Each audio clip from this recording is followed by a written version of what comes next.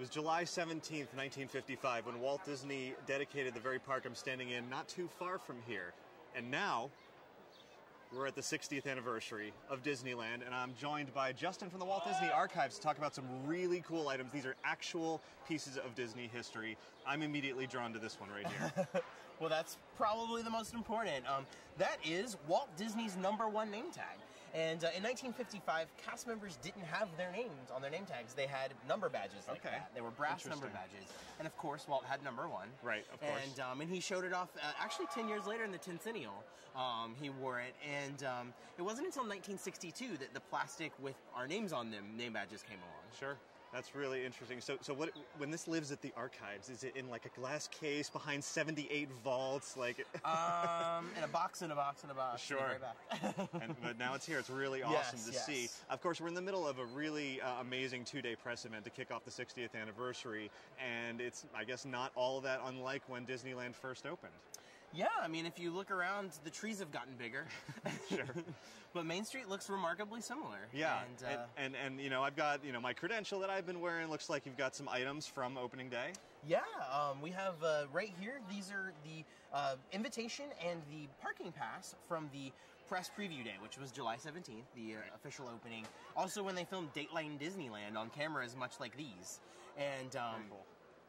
And yeah, so those were, about 10,000 of those were distributed to press, VIPs, celebrities, and people who help with the park. Somehow 28,000 people showed up on opening day. Right. But, you know, they managed through it. A little bit of a traffic jam. Yes. I understand there was some problem with the asphalt that day. Yes, and the high heels were getting sunk in the asphalt. Yeah, it was a very hot day. Yeah, today's beautiful, though. We're happy to be here celebrating the 60th. What else can you tell me about what we have here? Well, we mentioned that was, you know, the press preview day. They then, when the park opened to guests, they sold, at that time, a ticket at the front gate, and then you had a ticket for each individual attraction. Right. It wasn't until October of '55 that they issued the first ticket books with A, B, and C tickets.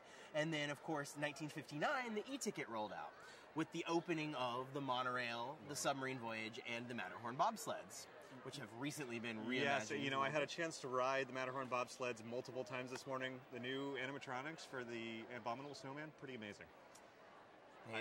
They look really cool, yeah. I'm sure Walt Disney would be very proud to see that sort of lifelike movement on his classic character there. Naturally, people walking around for the 60th, still, 60 years later, we're in mouse ears? Exactly, yeah. And the mouse ears started, of course, with the Mickey Mouse Club. And the Mouseketeers made their debut, actually, on July 17th. Oh, wow, I didn't know that. Broadcast. Okay. Their show hadn't premiered yet. It premiered in October of that year.